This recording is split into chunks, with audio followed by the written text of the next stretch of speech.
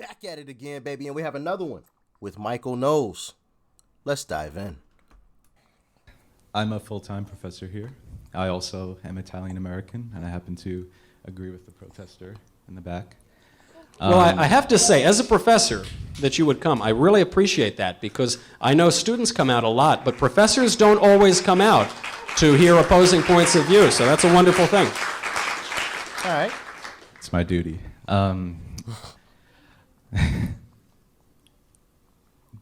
But I've left you speechless. I've dazzled you. Thank you.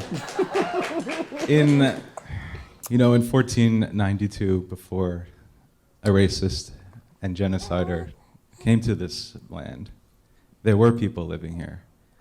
Every inch of this land was occupied. As a matter of history, not every inch of the land was occupied. There were huge areas that were completely wilderness. I was quiet the entire time you spoke. Those people still exist. Uh-oh. This one might go downhill pretty quickly. I was quiet the entire time you spoke, which, might have been true, but, yeah, I don't know. It seems a little aggressive, but we'll see where it goes. The North American indigenous people, Central and South American, they're still here. And I would like to know how you can say that they have no ancestral claim to this land, and that as a white person, you can say that they cannot migrate freely and cannot use the land freely that they rightfully own and have for thousands of years. Well, Mike, I'd like you to be more specific. Which people specifically and which land specifically? Because there were lots of different peoples in the northern and southern, in North America and South America at the arrival of Christopher Columbus. So which people do you think have a claim to which land? I'm talking about the Native Americans. But there were many different Native American tribes. tribes. Would you like me to name all the tribes? Yes, and I'd like you to name, and the reason I would like you to name all the tribes is because there were many tribes who conquered many other tribes. So just as an example, thank you. Just as an example, the Comanche Indians come in and they conquer areas run by the Apache Indians. Now the United States comes in and it owns that land. To which tribe should that revert? To which tribe should that land revert? The Comanche who had it before us, or the Apache who had it before them? Moreover, for the people who still exist, you're referring to Christopher Columbus in an ahistorical way by calling him some sort of racist or some sort of genocidal maniac. The man never committed any sorts of genocide at all, and he was actually known among the Spanish explorers for his good treatment of the natives. That point is neither here nor there. And I encourage people to read biographies of Christopher Columbus because there's a lot of historical fiction out there. The point on that is that when the Spanish came to this country, and to this continent, they did create a new race known as Latinos. This is a mixture of Spaniards and Native American populations. So if we are going to revert certain land to native populations, why would we not then immediately take that land away from them because they also descend from Spanish explorers? In what sort of atomized way would you define your own race, your own identity? I think this is a very backwards and ultimately impossible view of personal identity that puts your stock in some particular ancestor rather than something that is larger than yourself. I think it's a madness of the modern left, and it leads to crazy policy proposals, such as saying that somebody who descends from a native population in Colombia has a right to move to any apartment he wants to in New York because of race or something. It's so strange to hear someone say such a thing.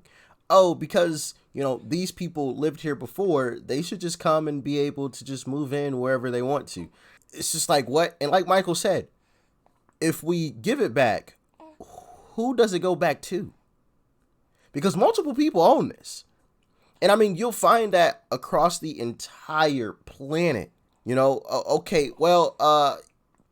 group of people live here now, but they took it from such and such. So you need to give it back to them. Okay, fine. Well, the people that we're giving it back to, they took it from this other group. And that other group took it from another group. So that's just... Where does that end? I feel like that's a means to no end. You're just like, oh, okay, well, nope, it's going back to this person. Oh, nope, going back to these people. Oh, nope, going back to that person. You know what I mean? And it just gets just way too cloudy and murky and you're just doing way too much.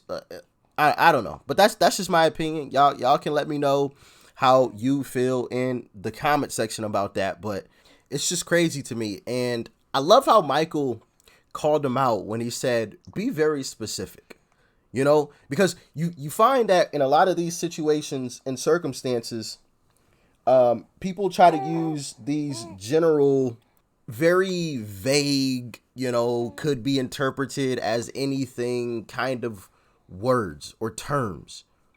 So I think it's important that we always call people out when they try to do that and tell them exactly what Michael Knowles said, and be specific, be very specific.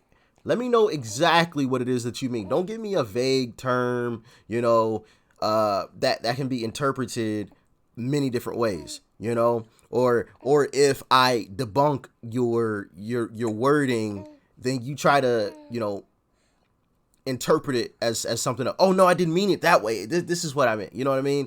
Like, no, be very specific. If we're going to have a conversation about this, great. Let's have a conversation, but let's be very specific so that we can get straight to the point.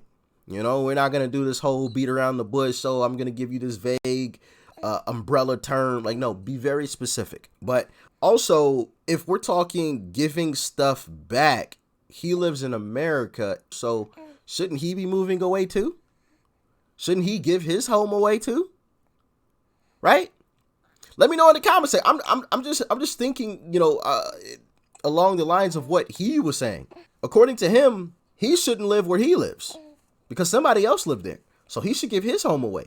He should be out on the streets or just move back to where his ancestors are from. I mean, I don't know exactly, you know, his lineage or anything like that, but wherever he's from, that's where he should move back to. Let me know in the comment section. Maybe I'm wrong. Maybe I'm being too harsh about, you know, the whole situation, but that's the way that I see it. And like, I don't know, like, why are we still so concerned with something that happened so long ago? You know, like, of course, some atrocities happened in the past.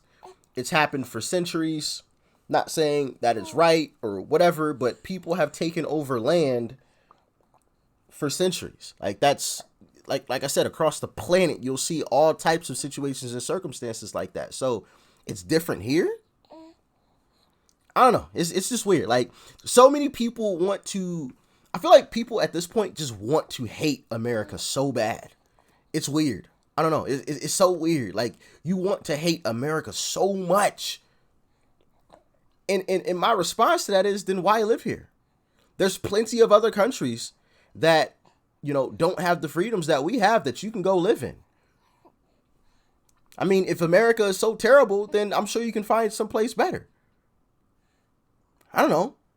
Am I wrong for saying that? Y'all let me know. Maybe I'm just an idiot in making a statement like that. But I don't know. It's just weird to me how so many people just want to hate America. I feel like they just want to. They just want an excuse to hate it, you know? And it's wild to me. And also, another point is, these are the same teachers and professors that we have teaching our kids, our children, you know, the next generation. These same individuals that have this mindset that doesn't even make sense, you know, like, we need better teachers. I mean, this is just ridiculous. Maybe this is why, you know, a lot of these students are coming out soft as a marshmallow, you know, because their professors and their teachers have that type of mindset. I don't know. Y'all let me know in the comment section what y'all thinking. This is just crazy to me. But as always, you guys let me know what you thought about this one in the comment section below. Greatly would appreciate hitting that like button. I know it's something very, very simple, but it helps out with the YouTube algorithm. Just hitting that thumbs up. It only takes a half a second, you know, but it greatly helps out. Leaving a comment in the comment section as well greatly helps out with the YouTube algorithm. Would greatly appreciate it. And if you're new to the channel, hit that subscribe button. I believe only like 17% of you are subscribed. So make sure you're hitting that subscribe button, please. And hit the bell button so you turn on your notifications so you know when all these videos drop. All right? Peace and love. I'm out.